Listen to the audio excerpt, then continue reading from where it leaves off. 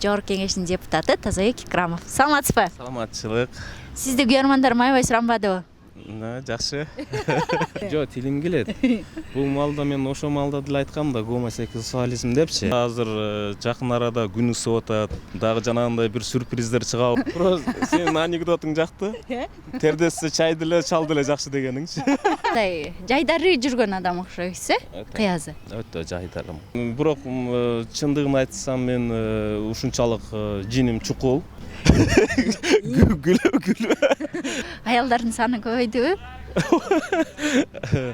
Аял кишини ким жакшы көрбөсүн, Дедим түзеле.